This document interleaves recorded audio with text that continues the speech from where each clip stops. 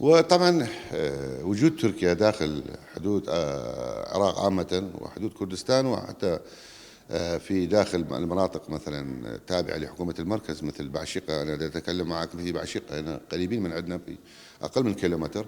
طبعا هذا خرق قانوني وفق القوانين الدولية، وكذلك تركيا تريد أن تفرض هيمنتها على محافظة نينوى، وتركيا تريد أن تسيطر على هذه المناطق. نعم بالذات بالتأكيد إذا وجود تركيا هنا ستساعد لزعزعة الأمن والاستقرار في محافظة نينوى، خاصة في سهل نينوى.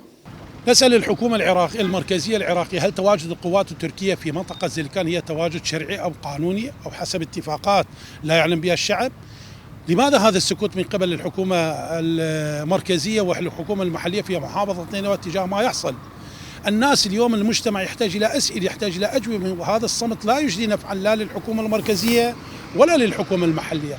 أن ما يحصل هو خطر كبير على هذه المناطق، لأننا نخشى ما نخشى أن تقوم القوات التركية بالرد على النيران التي تخرج من هذه المناطق ومستهدفة قاعدة زليكان. لذلك نتمنى من الحكومة المركزية المحافظة على سيادة العراق، وكذلك إيجاد حلول لجميع القوات الأجنبية المتواجدة على أراضي العراق عامة وأراضي محافظة سهل نينوى، نقصد بالقوات التركية الموجودة في هذه المنطقة.